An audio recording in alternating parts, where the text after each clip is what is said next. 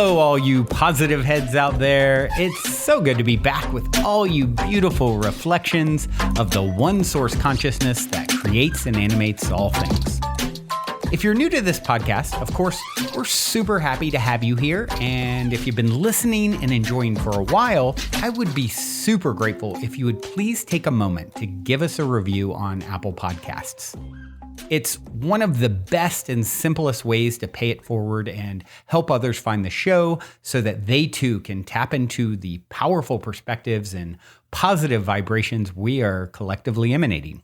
The other unique and magical way to share this show is by sending any friends you think would benefit from listening to this podcast our Game with the Universe link at positivehead.com/game.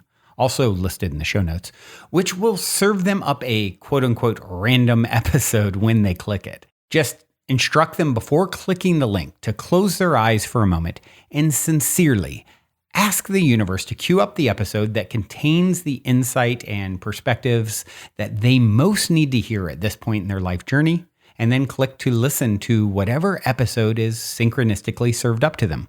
I have heard time and time again from people about the incredible results they received playing the game. So just tell your friends magical results are guaranteed or their karma back.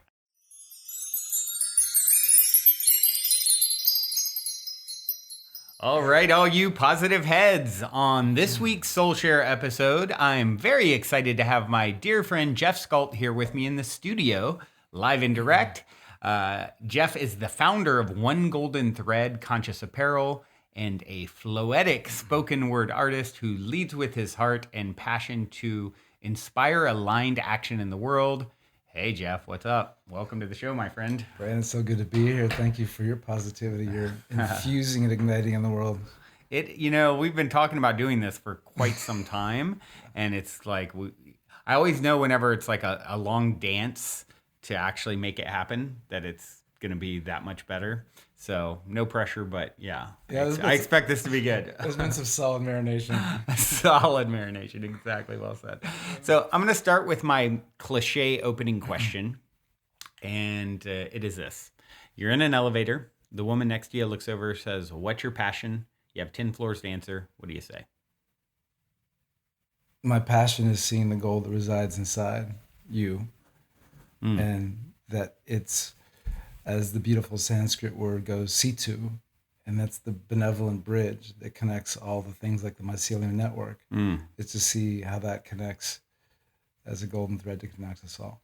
I love that. And of course, that's what you tied in, pun intended, to all that you do. Your One Golden Thread apparel has been it's been really cool to watch it just like spread throughout the community, no matter where I'm at. Like, I just got back from Costa Rica. It's like, 20% of people are wearing One Golden Thread, So it's been really cool to watch your journey and watch how it's blossomed and grown and been such a reflection of who you are, the success that's come forth. It's wonderful. And I want to dive into all of that. And before we do, though, I would like you to share. I like to always at the top of these episodes, these Soul Share episodes, get a little insight into your background, whatever feels relevant about your story to share to help kind of set the groundwork here. Yeah, thank you. We all have an origin story, and that origin story is rarely a clear path as to how we arrived at where we are now. And I think the way to start is, as a child, I was empathetic to everyone's journey, with the exception of one person. Myself. Yeah.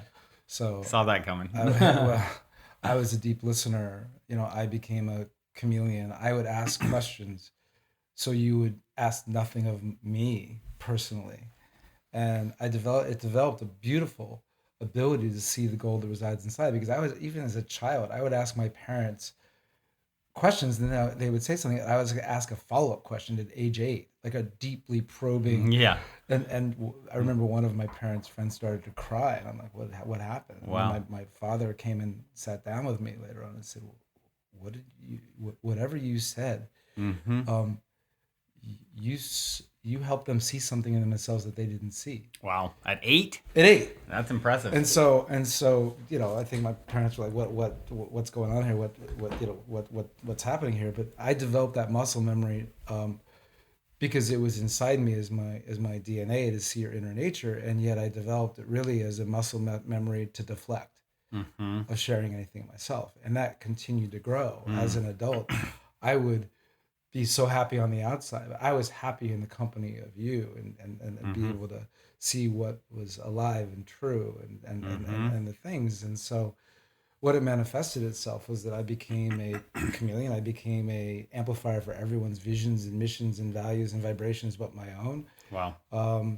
You could ask me where I want to have dinner, and I would intuit that you want Mediterranean food. I'd say, let's have Mediterranean food. Right. And so it just became like that kind of a people pleasing. I was a master of likes before likes were a thing on Facebook. You know that? Remember Facebook? I do. Yeah. And so, and then in business, that manifested itself that I was an amplifier for everyone's visions and missions. And so what happened was that as I grew into adulthood, I realized there was I would be amplified in the company of you, and then I would go home and I would have this feeling of like this inner angst or a loneliness inside. And in my late 30s and 40s, it started to calcify in such a way that it was like literally poisoning me from the inside. I was poisoning myself from the inside out. Wow. And I had pneumonia 3 times in 7 years. It would always start in my throat. Wow. Massive golf ball size, drop into my lungs, and then I'd have you couldn't breathe, having Kermit the Frog, kind of coughing up. I mean, just toxic energy. And I went to Western medicine. Wasn't really. I just figured this was my lot in life. Get sick twice a year, which I did, and then I had this walking pneumonia, which kept coming back 3 times in 7 years. And I went to an Eastern medicine doctor. Finally, somebody said, "You should go see."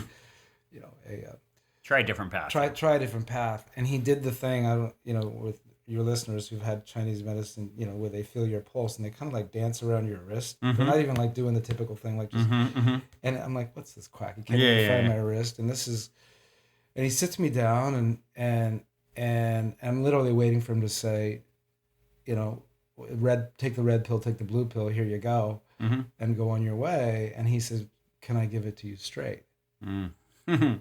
First time I was realizing I was about to confront myself and I swallowed hard and I said yes, and I just felt like this crushing sense of inner humility, like something's coming. And he said, listen, you may look healthy on the outside, but you are unhealthy inside. There's a dis-ease. Your kidneys are on fire. Your lungs are scarred. You're a shallow breather. Your pulse is weak.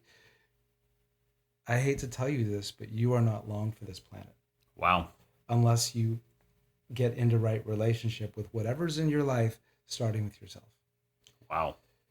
And I had the good fortune for 6 months of gathering dust on my credenza, the Esalen workbook, of the classes and what have you. I'd heard about Esalen for years, and I decided I was going to open the pamphlet and start looking, and I'm going to choose a workshop that was going to speak to me.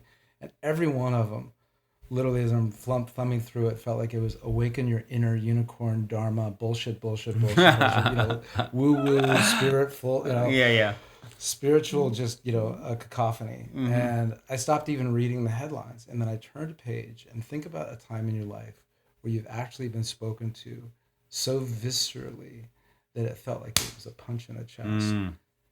That's what it felt like when I read this first sentence. Wow. And then I read the second sentence, and my heart dropped. And then I read the headline. I glanced up, and I started to cry. Wow. And what it said, do you ever feel that other people's opinions hold sway over your own? I live my entire life as a people pleaser. Wow. Do you ever feel like you're living somebody else's truth to such an extent that you don't know your own?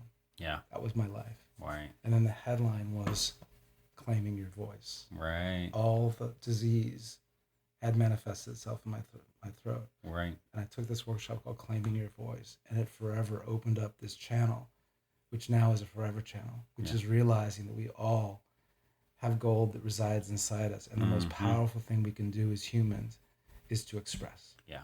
And to express opens up all the other channels. If we are unexpressed, we are not in integrity. By being expressed, and it doesn't need to come out perfectly. It's not about perfection. Perfection is the paralysis of any progress or It's any the purpose. enemy. Perfection is the enemy of good enough. It is, and so this was a beautiful blessing, and all of a sudden the wisdom channels of being all of a sudden in the company of we, all of the wisdom was now no longer rushing through me. It was becoming within me, and it was just all of a sudden like manifesting itself, and like the golden light was alive inside myself for the first time. Wow. Well, I love how you said, if we're not fully expressed, we're out of integrity. Like as in that is your like birthright and your dharma and your path to being your greatest and greatest self, to being integrity, to coming up and to showing up in the world in service, in essentially. If you're repressing yourself, it's not in integrity. I mean, what a concept. For some people, they actually do it as they think, oh well, I'm going to play small and I'm going to keep my voice small and I'm not good enough or whatever. And it's like it's like you think of it in terms of like that's like the greatest sin almost, right? That you can commit. It is, and what it does, it's if each of us is a concentric circle of a tree, and as by us expressing, it inspires another to express. Right. And the most powerful thing that we can remember is that like Just Magic. I love her. Do what you do, not to be good. Share what you share, to be liberated and free. Yeah. So, look, that was 2012. I was sick up until that point. I did not have any sickness for 10 years. And it was just last year that something was suppressed inside myself. Boom, it came back. So this is now this opportunity that we can see that this is not, look, I told myself that if you're also sharing or expressing, I told myself the lie that you're being selfish, egoic, or narcissistic. Yeah. And the reality is that what we're doing is we're just creating this infinite. There's more. It only creates more. It's like love. The only thing that you divide and you give away and it grows, right? It's like, I think this idea of there's not enough, I'm taking up too much space. Yeah. And certainly there's I think of one person in my life that's been in my life who really takes this to an extreme. So there's certainly like, when it gets into too much ego or narcissism. And sure. I think we've all seen that, and those that are sensitive to it, it's like, oh God, I don't want to be that guy. I don't want to be that woman. I don't want to, and then you're so sensitive that you're actually, it's like we do so much in our culture in general.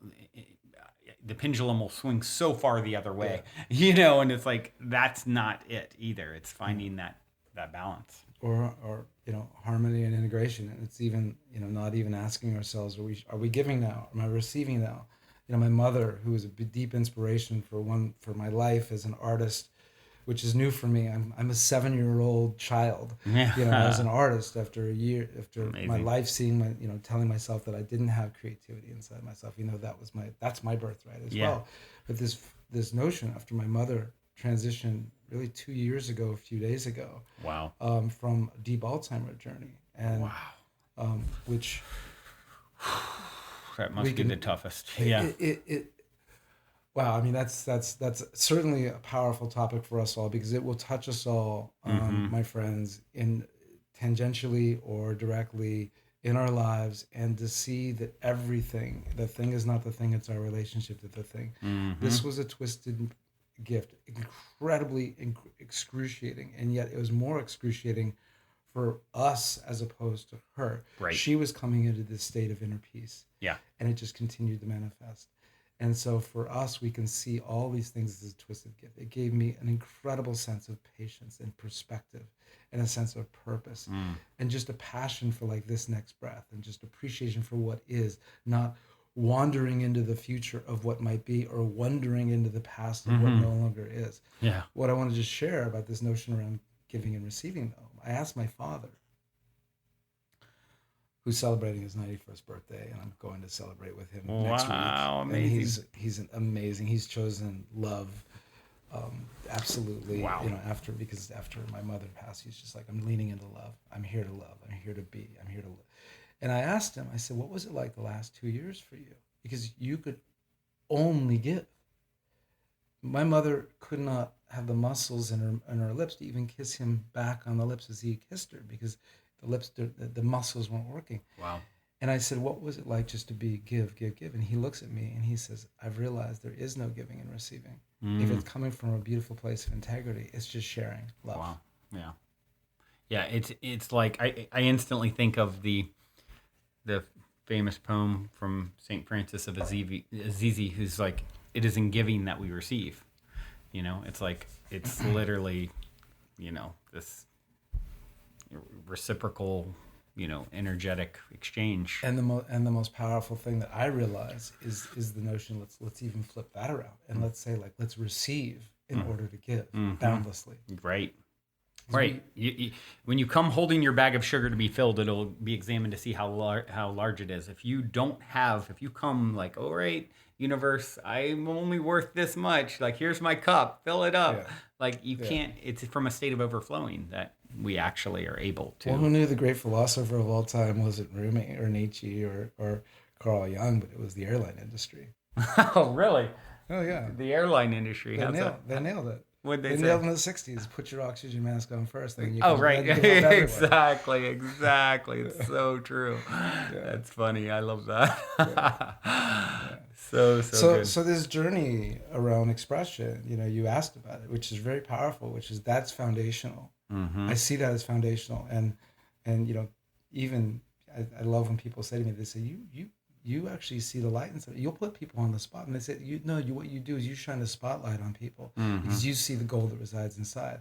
And again, I didn't see that for myself for close to 5 decades. Yeah, 5 decades, wow. And that's why I'm I'm here for the youthfulness, whether it's the youthfulness of my 91-year-old father, or for these that have seen their inner light, their inner gold. And that's what we're here to do, which is to amplify and to share that. And that's what started, you know, and One Golden Thread, again, didn't start out as a clothing company. It started out, you know, foundationally around something that happened on a buffer journey of an ayahuasca journey in 2014, 2 years before One Golden Thread was found. And what was that? You want to share? Yeah, so I was 2 years into the claiming your voice channel download, and all of a sudden the wisdom was coming through. And I was writing. I was like the guy from Memento. Notes were everywhere, but it was more like the notes from my mind. And on a buffer day of an ayahuasca journey in Vermont, and I'm looking up at this cascading hills of the most beautiful Technicolor nature, and I'm looking at an open journal, and I was always fearful of writing anything about myself. And what started coming out was something like I'd never written before. It was all the remembrances, all the reframes, all the releases and the reveals around all the things that I had told myself lies about. Everything from pain and love and ego and fear, all of it. The things that I was holding on to that were suppressing me. And it was coming out in a way that I'd never written. And it was almost humorous to me because it was coming out. One was flowing into the next. So I remember joking that I said, this is my floetic nature, but I called it my Humanifesto.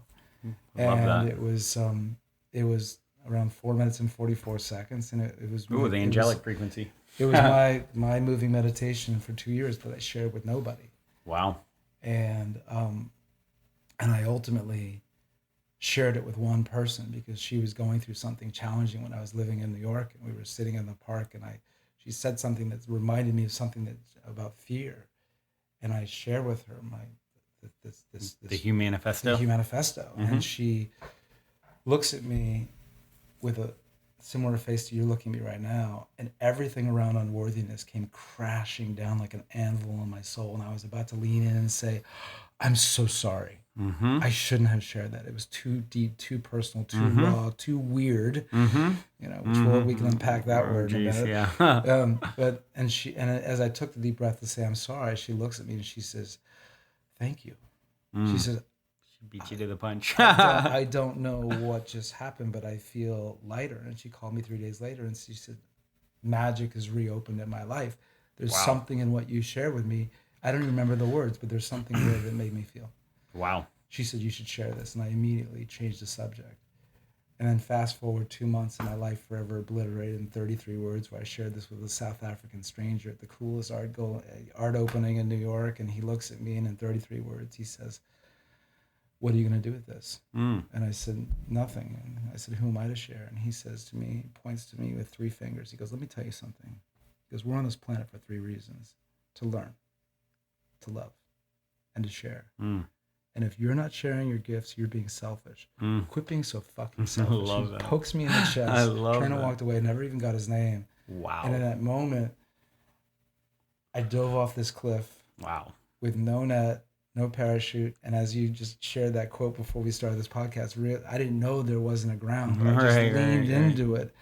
And that became one golden thread. I knew that it was about reminding us that the gold that resides inside. I went around the world and I tied golden threads on people's wrists and shared this Humanifesto. Wow. There was a no plan. And that's the way one. The best kind of plans.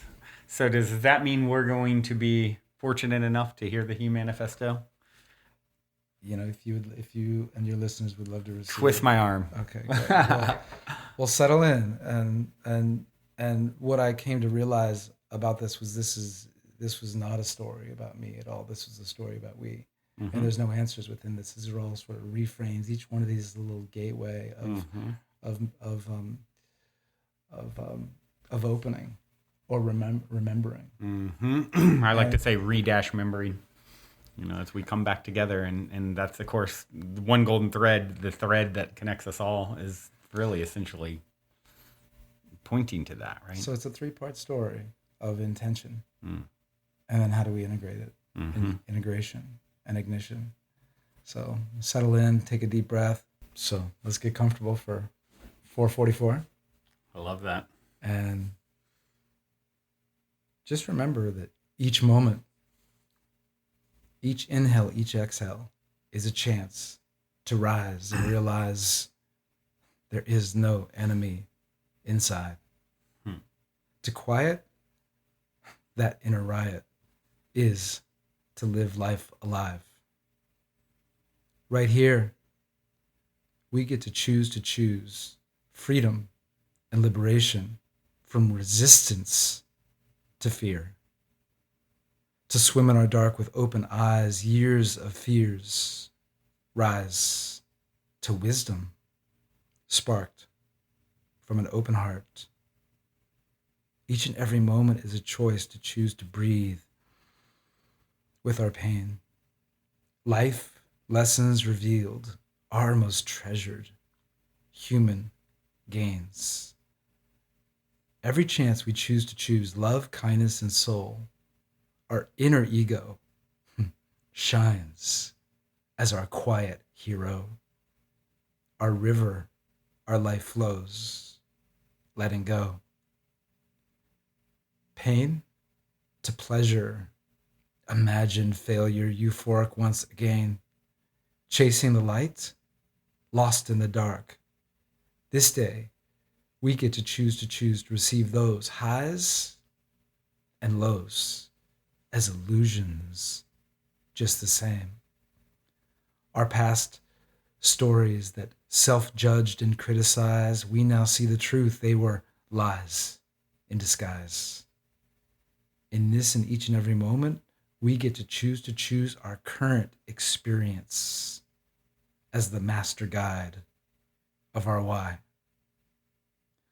So if that's our intention, how do we integrate it? And for me, it started with 5 simple words scrawled on the wall at a temple in the desert.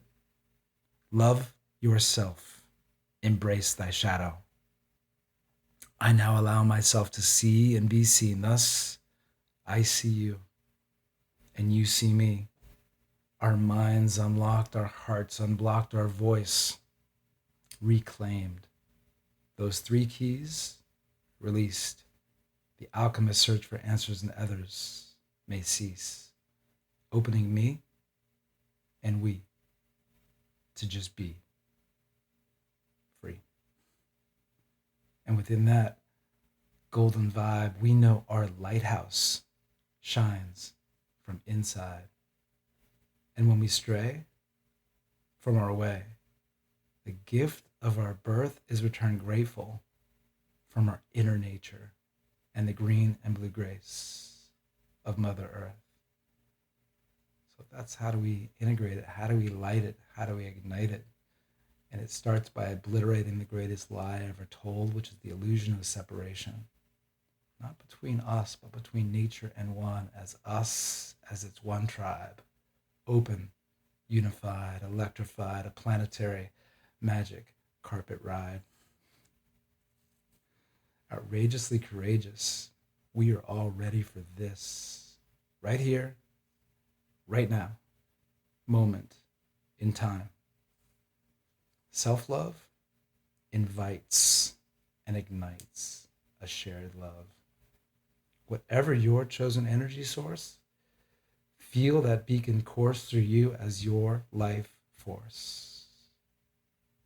This emotion is our devotion in motion. I love the way we love, because we love to live and we live to love, always awake in the chance. And when we stumble, perfectly imperfect, we make it part of our dance.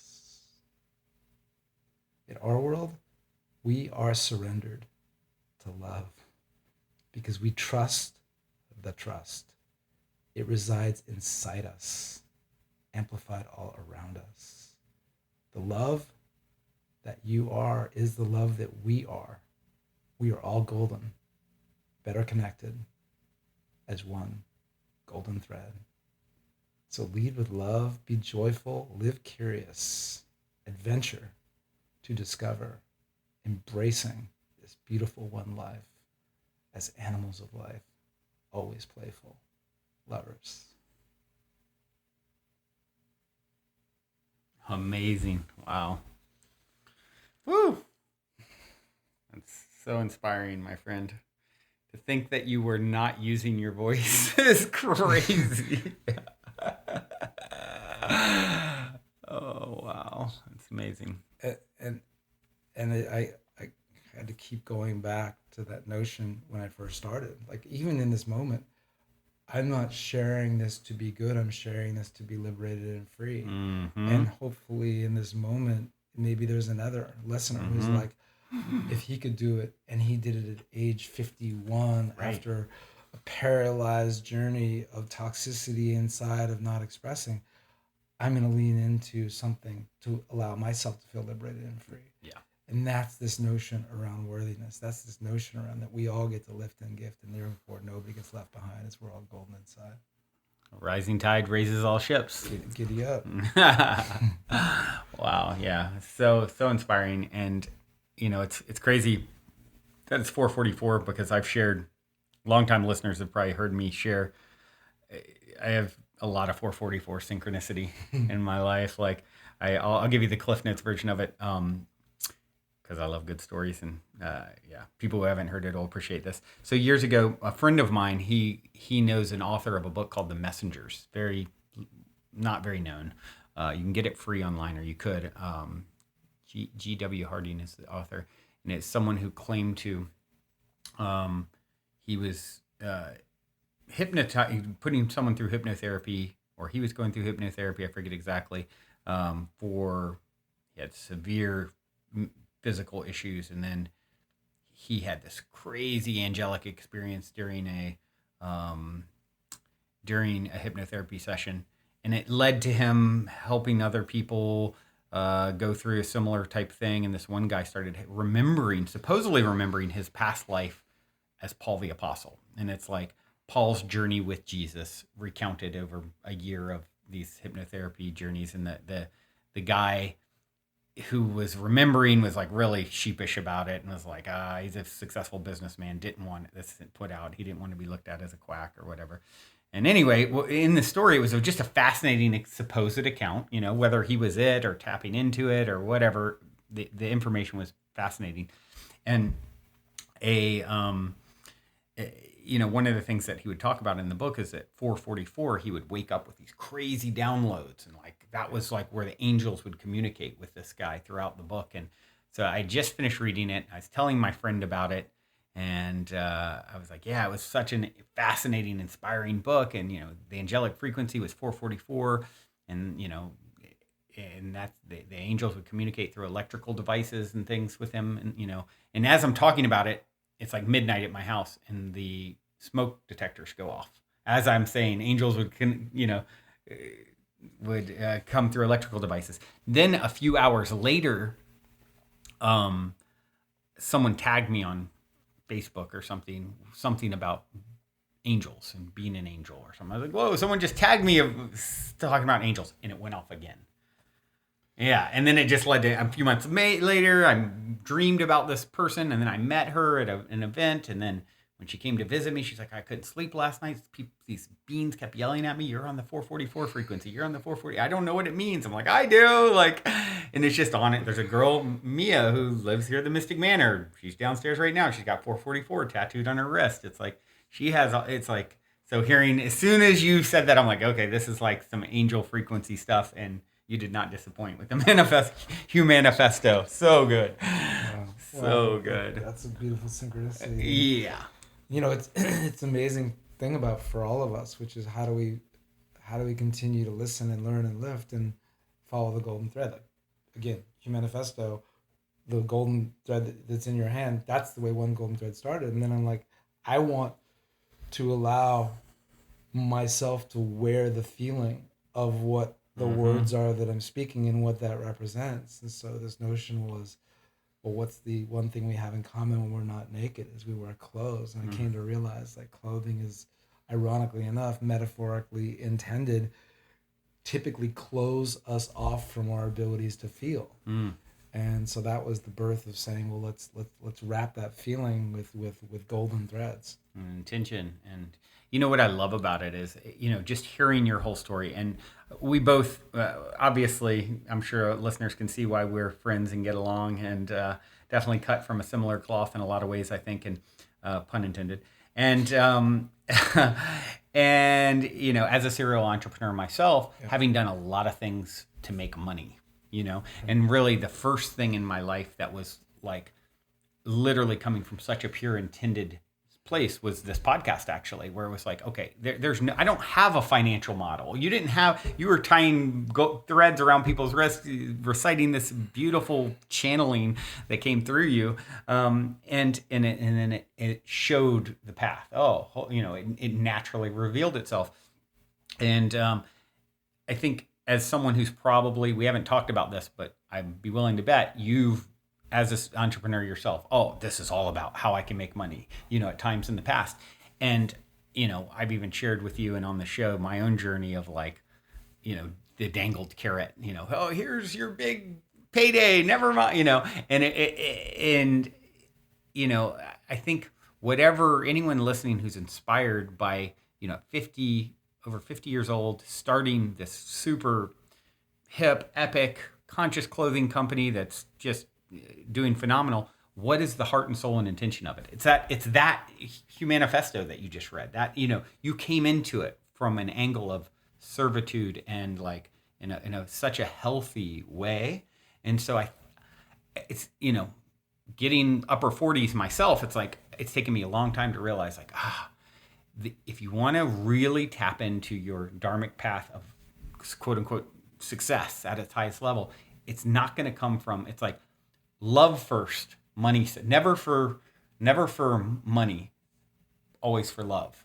And it doesn't mean money won't come as a byproduct, but that's not the primary aim. It's in some way, and how can I serve. Gandhi said it, like if you want to find yourself, lose yourself in service to others. I believe that holds true because there are no others. So it's like finding, how do I serve? Yes, money will come it's a byproduct, but I'm doing it. The number one reason is it's a loving offering in some way. And I think that's taking me, and it sounds like you, took a long time to sort of figure out. And if we can, the 23-year-old out there listening to this now can get that from this conversation, I think it's like it'll save you a lot of decades of like spinning your wheels for the wrong reason. Spinning your wheels on a pound of flesh. Yeah, right. Because there will be moments in your life that, if you do things for the wrong reasons, the universal bitch slap will come back to you hard, and ultimately it will be elements of a soulless journey. So look, I mean, we do what we do for connection and love, right? And then the powerful thing is realizing set an intention versus an agenda, right? The moments even along this journey where it's like, there's somebody that I really want to be, that I want to somehow help me because help me to get from here to there, and I've leaned in, and it's felt a little bit like an agenda. It's sniffed out. Always, and sniffed ultimately, it I fall hard on my face, and it didn't feel good and what have you. But intention, like I want to connect with you for connection and love, and I'm seeking a bridge that we're going to choose to step on together. I'm not going to pull you on the bridge. Do what we do with an intention, and beautiful things will come. And then also, don't fall so deeply in love with your vision, that you cease the ability to listen, learn, lift, modulate, adjust. That's when we can become impervious to the curves of life. Is be open and really listen, and that gives you the ability to. I'll give you a perfect example. First 2 years of One Golden Thread, when I actually launched it with clothing, was 2017 to 19. And those were dark nights of my soul. Friends were loving it, but friends didn't want to pay for it, really, of course. And nobody else was really listening, because all I wanted to do was talk about the toxicity of fashion, and that there's the fast fashion, and talk about the 80 billion articles of new clothing, and there's 87% will wind up in incinerator landfill, and there's only 3% that are sustainable. We need to do these things, and 38% of the microplastics. Yeah. It's too much, and it's like it's overwhelming. As opposed to make a better product. Yeah. Make a better product, which I had, yet I wasn't sharing it from that perspective. I wasn't listening. Yeah. People want to simply feel good, look good, and then if you can show them that by looking good and feeling good, they can also do good, great. But you modulate. Look, the most powerful thing I learned in business, I forgot for 50 years, and I learned it from my dog and my dad. When my dog was, when I was in third grade, and I do have to share this story because it's so fucking good. Can I say fuck? You sure? Okay. It's so good. Please listen to this. It will save you so much. It will bring so much joy to your life in terms of you being a conscious entrepreneur. So, my dog Sam had worms. And my dad, never missing a teaching moment, took me over to Sam's bowl, and he said, "We need to give Sam this pill. How do we give him the pill?" And your dad sounds epic. My dad's epic. More Scult. And I'm like, my dad's asking my opinion. This is so cool. And I'm like, well, we'll hide it in his food. And my dad's like, well, that's a good idea. And yet, no, dogs are smart. They'll sniff out that you're trying to put something past them. They don't want it in their food. They'll feel it and they'll spit it out. If you need to give a dog a pill, wrap it in something sweet, and then the dog will swallow it all day long. So we put it in peanut butter, and Sam just lovingly, ate it, and Sam's better and more.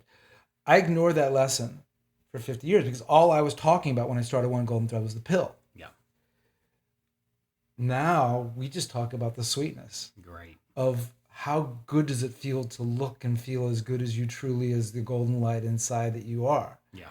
And oh, by the way, we plant trees for every purchase. Oh, by the way, for every item purchased. Oh, by the way, it's made ethically where 98% of the materials will biodegrade back to earth. Oh, by the way, it's made in love shops instead of sweatshops. So, all these things It starts with just making a better product. You have a commitment to craft and a connection to cozy and all the things that allow people to live the sensuous living life that they live to be. And I had to let go of all that was in my mind, of like the passion of that part of doing it, and say like, no, the passion of doing it was for connection and love. Now it's connection and love for the planet, it's connection and love for community, but it starts connection and love for self. Yeah. Yeah. What I think of when you talk about that, how you started out is, and it's so easy to trip up in this way, to focus on, you know, that which we don't want to see more of, right? Yes. It's like the Wright brothers did not learn to fly by constantly contemplating the stain on the ground of things. Yeah. Right. Yeah. And so it does need to come into your awareness, and it's like, okay, I understand, and now what am I for? I'm against nothing and for something. That's right. Even this notion, which is another powerful thing for your listeners to think about in their own heart, which is like, look, activism is a beautiful thing to call awareness into a problem.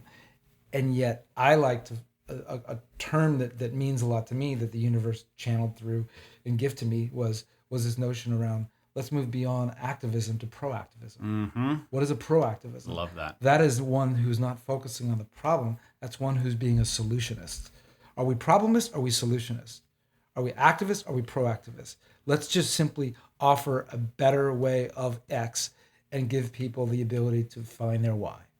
Mother Teresa, you make me think of a great story where, you know, that just highlights us so well. You know, here's someone who, I had someone on the podcast years ago. He spent 20 some years going around and trying to find all the greatest like mystics, and how do I get for my ego these mystical powers. And, you know, so he learned and saw all these cool epic things. And I was like, well, who's the most influential of everyone that you met and learned under and stuff? You know, you 20 years was like just going on this path. He's like, you know, honestly, the greatest impact was Mother Teresa. Being in her presence when I got to meet her, he's like, her heart was so blasted open, it like shifted the energy in the room. So it was like, here I'd sought out all these, like, can someone levitate? Can they, you know, all this like mystical stuff, and here someone just fully being in their heart was the thing that impacted me the most. And I thought that was really profound. And so what you're saying makes me think of a story where supposedly they asked her to march. They're doing a huge march against the war in Vietnam.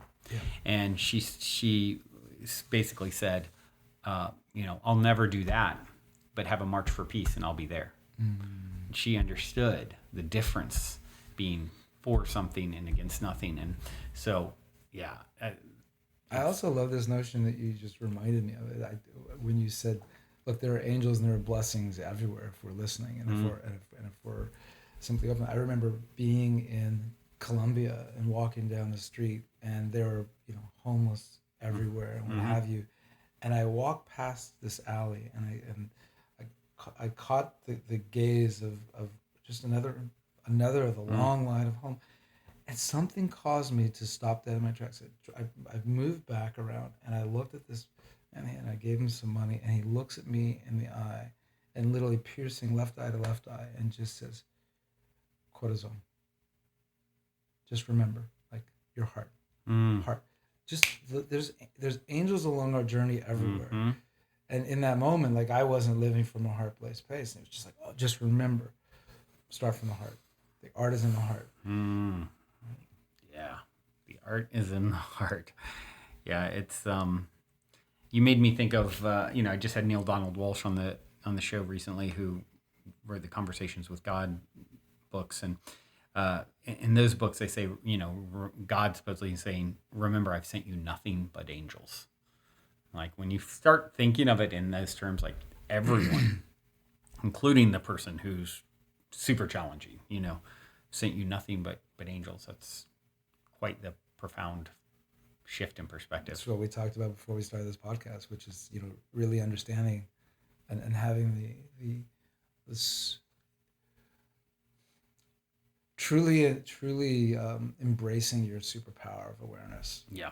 And understanding, what quadrant am I in? Am I in that lowest vibration quadrant where I'm being wronged, that victim or that person did that to me, or is second quadrant, we're raising the vibration, am I in the second quadrant where this is happening for me, there's angels all around, or am I in the third quadrant of life is happening through me as flow state, or the fourth quadrant, which is like life is happening as me. There's just the place off it. It's just like we can all just basically life is life as, and it's hard.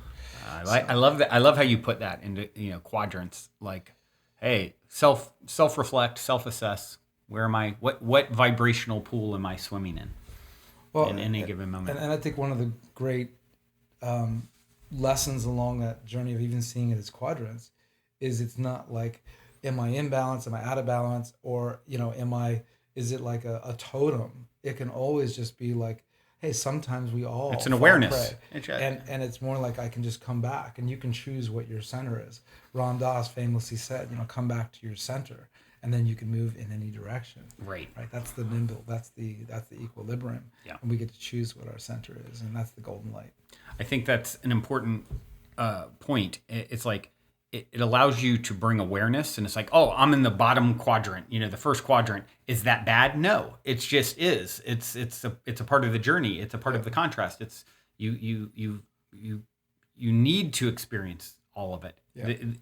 But by being aware where I am on my Google map, it helps me to navigate to where I want to go next. And it starts with that awareness. Yes. And I think that's the important piece. And so many people get caught up in the self-judgment of, oh my God, once they become aware of, oh, I'm in this quadrant, oh man, I'm such a loser, I should do better, I'm supposed to be high vibe all the time, and like that's just not realistic. And not only that, like that self-judgment of, when you can understand that you're always in the perfect spot to lead you to the next greatest and greatest version of yourself, like source, higher self, the universe, God, whatever you want to call it, it's so perfect. Like you've never been in the wrong spot. It's always the perfect jumping off point to lead you to where you're meant to go next. Yeah.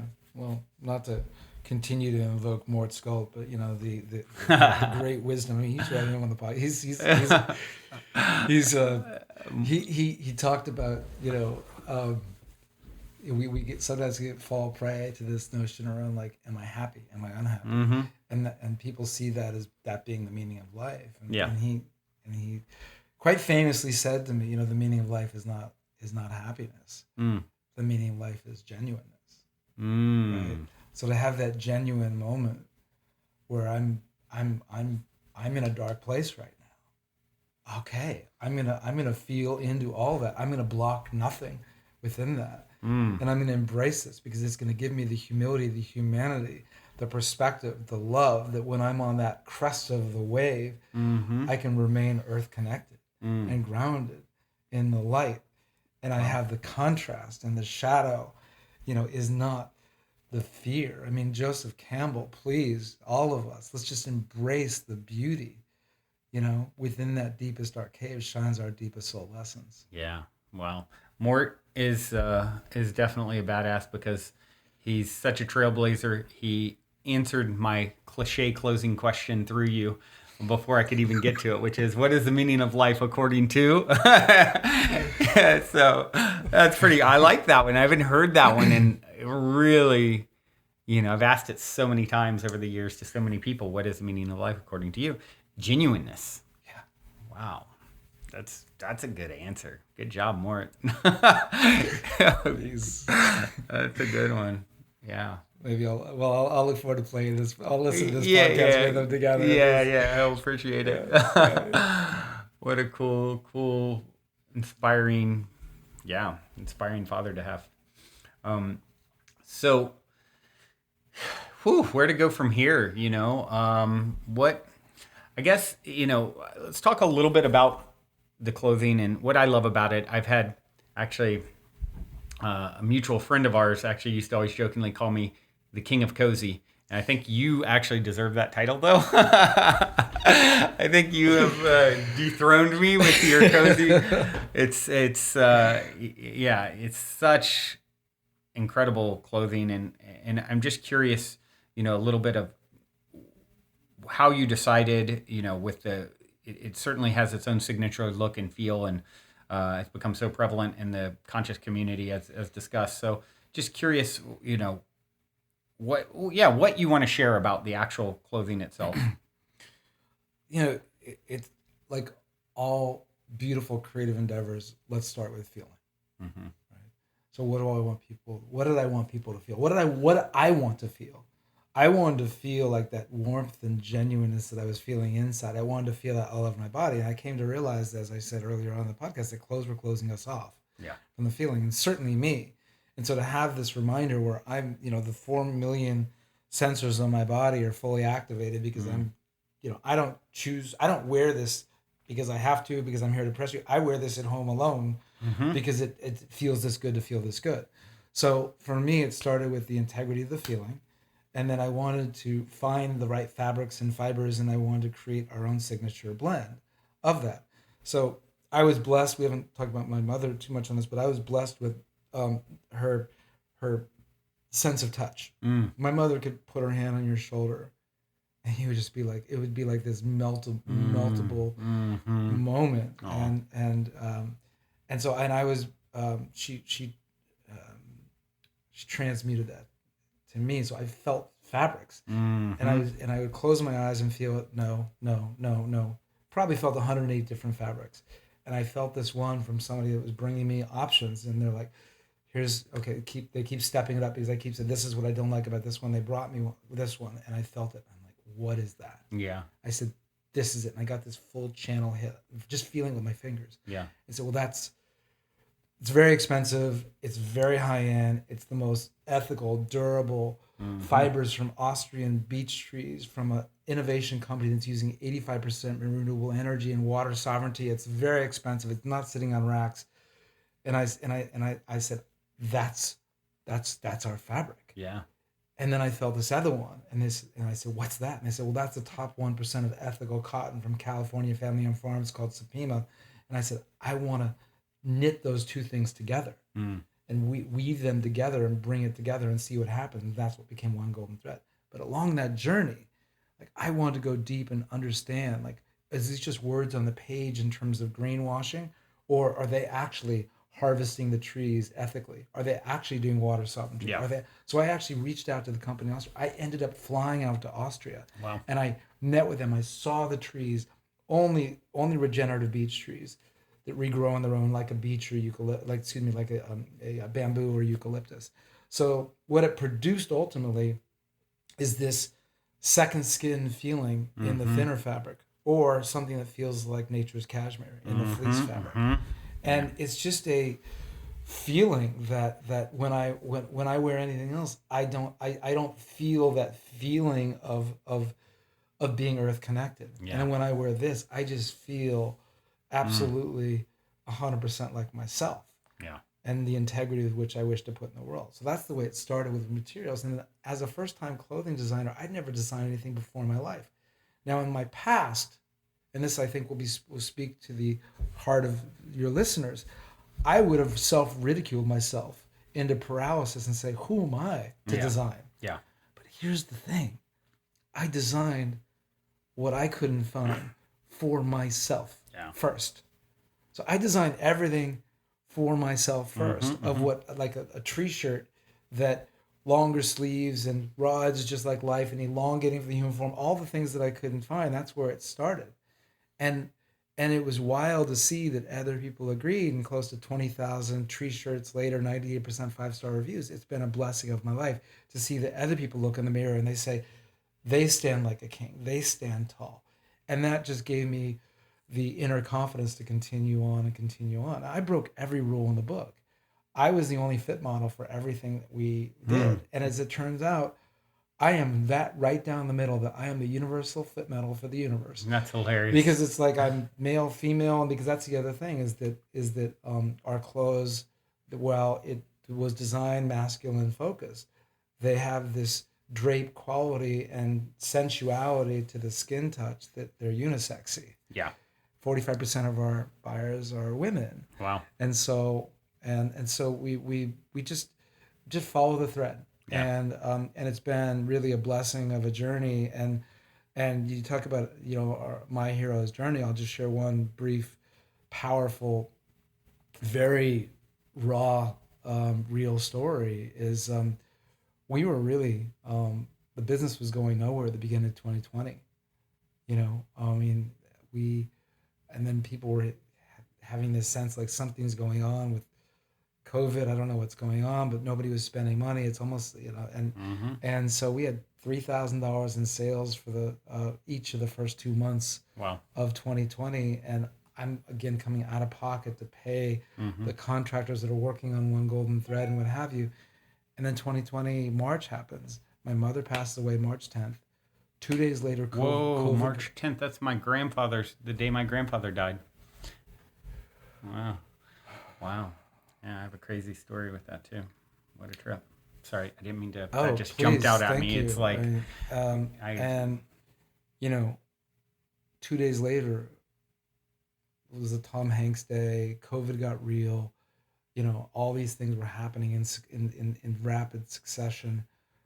There was ended up to being a twisted gift regarding my mother because I actually got to be with her and hold her chest as she Wow. took her last breath, and Wow. which was such a beautiful moment around death energy, which we can speak about in a moment. But the point was is that in that moment, um, we were dead in the water as a business, and yet I had all this beautiful fabric.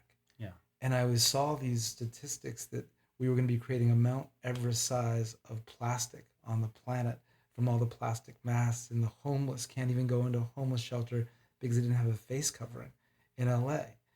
And so, in memory of my mother, we created, I don't know if you've seen the Versa wraps, Mm-hmm. the face coverings Mm-hmm. that now people wear as scarves and Mm-hmm. Mm-hmm. meditation masks and things of this nature. But I created a design of something that would live on after the pandemic, but for every one sold, we donated one to a homeless soul. Yeah. Forbes got wind of it. They wrote a story about there's this company doing fashionable, functional, with feeling, benevolent face coverings that are doing good right in the world, and the business was up 10x, and then another, you know, exponential growth because people said, if I can feel this feeling here, I want it all over my body. Yeah. It's a powerful thing of that was an intention of doing a benevolent act. That wasn't an agenda, that was an intention. And from that benevolent act, the business grew. And now, I mean, just to give you, you know, a perspective, I mean, the business is now a multi-million-dollar business, and we're doing a Series A round right now, and we will never deviate from the values and the intention around doing what we do for connection and love. And we've got a whole tree fiber collection, and we've donated close to 30,000 trees through One Tree Planted. And the number of items that we've shipped without any plastic, you know, is part of the process. And I actually brought you a gift from what was lost in. There it is. By the way, there's no plastic that ever touches Wow. the packaging, so this is exactly the way it's received, and you can smell it because, like everything else, I mean, you can actually show the viewers, so for those that are watching. Well, I'm wearing one. Oh, And so I actually just got a few from you recently, and we had this whole funny dance with it. And then I ended up losing one, which I'm so good about not losing my belongings. So You can see how it's like one golden thread ties it all together. It's amazing, amazing. And there's as someone who was once known as the King of Cozy, since dethroned, but they're so epic and cozy and like. and it smells as good as it feels. It smells amazing. We dust all the clothes with a special scent. Yeah, so. definitely. Wow. Thank you, my friend. That's so amazing. Really, really appreciate that.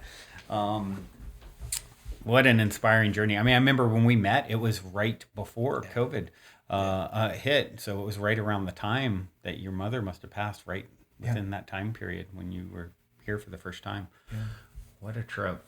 Well, you are so deserving of all the success. It's, once again, you know, like you said, it's that I wrote about this in my book, The Golden Key. If you want to know the outcome of whatever you're doing in the new world that's emerging, you can look at the intention going in. Yes. And it will be reflective of what that intention is. And you get that and you understand that, and it's going to involve service in some way, and it's coming from love, not, you know, angling or profit or manipulation or any of those things. it's going to be reflective, and you're such a beautiful example of that. So thank you for sticking with it and doing what you do and always showing up the way that you do. I will respond to that beautiful reflection that you gave me with something that was very hard for me, and I think is very hard for many of your listeners, which is it's chapter 1 of the book that I'm writing, which is for me to actually receive that and say thank you. I know. Yeah, I love that. Thank you. I know. Well said. Well, as we wind down here, one of the things I always love to hear is stories of synchronicity or serendipity or a positive paranormal story. And I got to think, shoot, we just had literally we just talked about my grandfather passing on March 10th, me and my mother a couple days ago, because I had a whole wild thing with it. It's a story for another day. I've told it on the show before, but I think I potentially met the reincarnation of my grandfather. Wow. The guy was born 2 months later to the day, same name, all kinds of synchronicity. And anyway, so it's like, it doesn't surprise me that there's a thread of connectivity there with you and I, with that day. And I'll add this to it. It's the most psychic event I've had in my life. Was March 10th, 1985. I'm sitting in church as a little boy, and I have the intuitive hit. My grandfather is going to die today. And I remember looking at my watch to see, what's the date? You need to remember this date. And then hours later, he dropped dead of a heart attack. And all these years later, last summer, it like all comes full circle, like with this person and the same name and like all these threads of connectivity. And Mom, what was the day again? I was supposed to remember 30 some years ago. And then we saw March 10th, and he was born May 10th, the guy. Wow. Two months later. Wow. Anyway, I'll tell you the whole story some other time, or you guys can go find it on an old episode of the podcast. But I want to hear your story, not mine. And so, although it's our story, I guess. It is our story. So it is our story. Yeah. It's such I love this question. And I love this question around because when our hearts are open, there really is no synchronicity. It's literally just like the manifest destiny that's continuing to occur. And for me, I suppose that there's no synchronicity that isn't connected to this ultimate synchronicity that's occurred in my life, which is around the number 108. Yeah. Yeah, the 108 necklaces. Maybe show into the camera. So like I will in a moment. Okay. And the first time I heard this number 108 was when I was helping on this campaign in 2005 when I was living in San Francisco, and he wrote the number 108. His name is Robert Bankston. It was an inspiration campaign. And I'm like, this is such an interesting number. Never even, this was very early in my journey. Didn't even know about mala beads back then. Yep, right. But I had to call somebody, and somebody didn't typically like to be called. And I said, this is Jeff Scult. I'm calling the recommendation of Brandon. Goes, do you have 108 seconds? And they said, time after time and again, they said, that's clever. Yes, I do. And of course, we'd speak for, So I started looking up this number when this thing come along called Google. And I Googled the number, and 108 is this magical, mystical number, which represents the interconnectedness of all things and beings in the universe. And it just started showing up everywhere. Yeah. I would check into a special retreat, and they would hand me key number 108. Yeah. And then I'd be walking on a beach contemplating my future in Mexico, and I'd see all these numbers on a boat, and I've even got the photograph on a blog. I'll send it to you. And the numbers all added up to 108. And it just kept happening. And so when one golden thread occurred, I said, I want to ground this in something elemental. It's the golden thread that connects us all, but I want to have this be something elemental. And I woke up one moment, I'm like, wow, this number 108 represents the interconnectedness of all things and beings in the universe. That's what one golden thread represents. Like my mother, as an artist, would take things apart and put them back together. And I came to realize that if you want anything infinite in the world or unity of community, it starts with 108. Synchronicity. The next week, I'm introduced by Alana Mehta to Seth Bunting, who introduced me to Chris Pitcher, Chris Kish. From that, we create a beautiful icon that, how do we do this? I don't know if it's going to work. That they said, if you were to ever create a 1, an O, and an 8, and if you spun it, it would come together as two hearts Ooh. or the butterfly. Yeah. The next week, I meet Mawar Cohn. And Mawar Cohn, an incredible jewelry alchemist, is touched by the vision. And we Wow. create the 108 pendant. Amazing. I came to realize, again, in terms of the synchronicity, go all the way back to the year of my birth. I'm sitting there at Soho House and I'm in New York, and I'm talking about this notion around one golden thread, the interconnectedness of all things beings in the universe. And they said, oh, Thich Nhat Hanh, interbeing. And I'd heard of Thich Nhat Hanh, but I wasn't aware of interbeing. And that is what grounded in terms of one golden thread. Thich Nhat Hanh was born, or created interbeing, which represents the 108, between 1964 and 1966. I was born in 1965. Oh, wow. There you go. Full Wow. circle. The Amazing. 108 synchronicity Amazing. has touched me. And if I, as somebody who does not have tattoos, if I had a Me tattoo, neither. it would be right here. Wow. The 108. Love it. I love how it spins essentially the infinity symbol.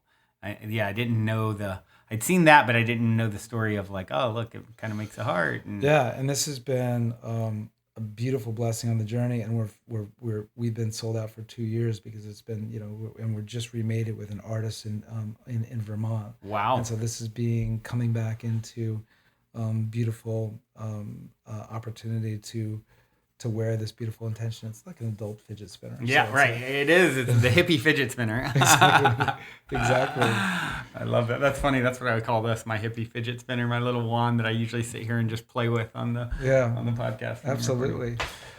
I know that the last and to wind this up. Mm-hmm.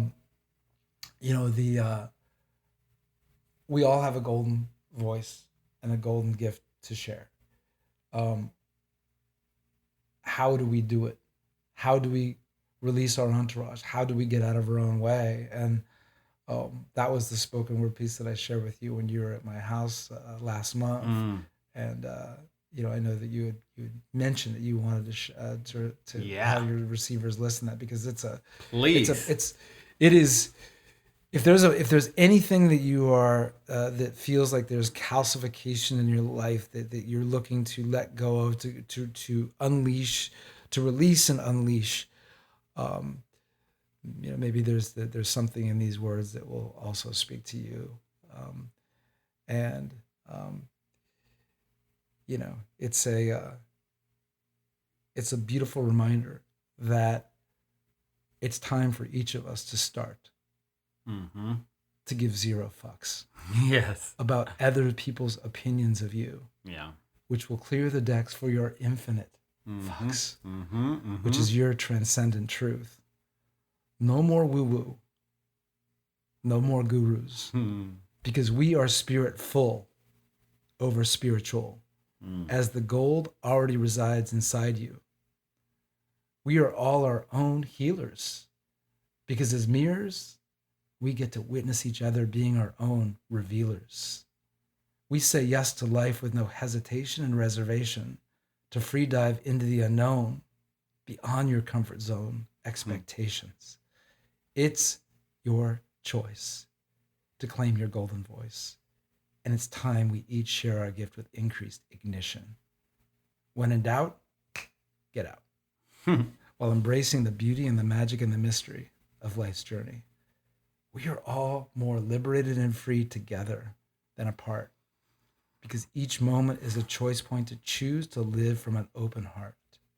And we get to keep our eyes on all the blessings, because we now know residing inside that deepest dark cave shines our deepest soul lessons. And most importantly, we remember this is all supposed to be fun. So yes, fuck yes. Let's have some.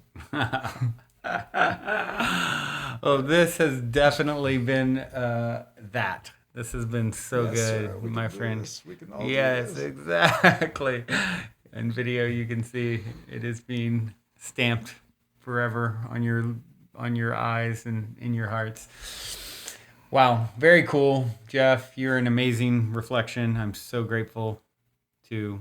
Yeah, I called it at the beginning. I was like, we've talked about this for a long time, and it's everything that I'd hoped and more. So Well, Yeah. would you like to receive? I would love to receive. Yes. Of course, you chose the wrist of manifest destiny as Yeah. we're tying on a golden thread around his wrist. Oh, amazing. And everyone who's received the golden thread that's tied around the clothing or that we've tied over receives the same blessing. So grab this side. Okay, so we're tying a golden thread. He chose his right wrist, which represents inner power. So visualize in your mind's eye, Brandon, with so much pride, that feeling inside of releasing all the work you've done to release the past stuck stories, the past lies in disguise, to embrace the feeling of revealing, to allow yourself to always and fully receive love, first and foremost, first from yourself first. Breathe that in, breathe that out. Exhale. Now, you chose the rest of manifest destiny. So visualize in your mind's eye everything you're looking to call in, the things you're looking to call up. And visualize all those things as the most beautiful mountain to climb. Now you're halfway up the mountain with all the birds and the bees and the trees, and you're breathing liberated and free. And you look up, and it still feels like you had halfway to go on the journey, but then you smile the way you're smiling right now, because you zoom out and you look back. You see the truth that you are the mountain. Mm. That's your path. That's your journey. That's your power. That's your peace. That's your inner goal. Breathe that in. Breathe that up. Exhale. Open your eyes.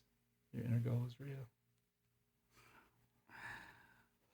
What a legend. Yes, we all are.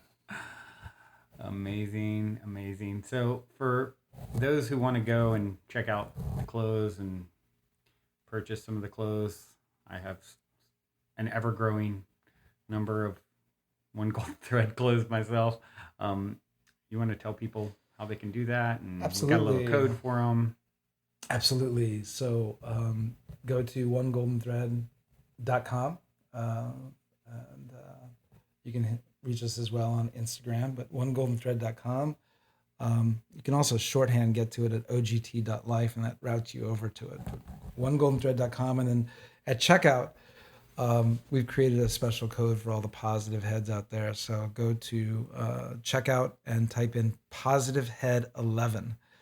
And the beautiful part about that is not only that you get a special price, but there will be a code counter of how many trees are planted in the name of positive heads. Oh, I love that. So that's going to be cool. That's amazing. And what I love about it, I mean, the fabric is the beech tree, right? Yes. So, I think I was thinking about that, like, oh, why trees? Of all the things that you could do, obviously it makes the most sense. Yes. Yeah. And we plant, those ask about where we planted. We planted in Northern California regarding reforestation efforts around fires. We planted in Brazil to be part of the reforestation effort for the lungs of the earth. We've done an urban forestry planting in some of the inner cities that we've heard of food deserts. Well, there's also nature deserts in the inner city. And so this is about the fastest way that we can not just reverse climate change, which is planting trees, but also the beauty of just think about trees in your life. To sit under a beautiful tree, I mean, it's just a magical moment. So trees are the spirit walkers, and we all stand as trees of life. So it's a tree pose that we all get to enjoy together. Yeah, beautiful, it's a beautiful thing we get to do. Woo! What a journey! So inspired from this, and I know the listeners are too. I would ask you now for the cliche closing question, but you beat me to it. He just circumvented my whole plan with one of the best answers I've ever heard. Maybe my favorite. It's so good. Squishiness is a close second. The meaning of life is squishiness? Yeah. That's squishiness and genuineness. Yeah, All right. there you go. All right. Coziness. I like it. It's good. It's good. Anything that, as we sign off here, any last words of wisdom, thoughts that you feel inspired to share? Be weird. Be weird. and there's this guy that wrote a book. Mm-hmm. His name was Webster. I've heard of this guy. Yeah, I heard of him. And we've had this weird word wrong all along. Mm. We thought that if we were weird, that we were being an outcast, Mm. that somehow we were being dysfunctional, disoriented. And the reality is that it is one who's acting supernatural Mm. and one who's following their destiny. Mm. Look it up. I love that.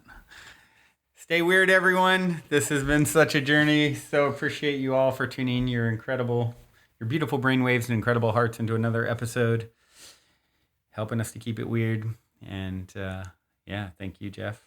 Be weird, stay golden. Till next time, journey well. Love you so much.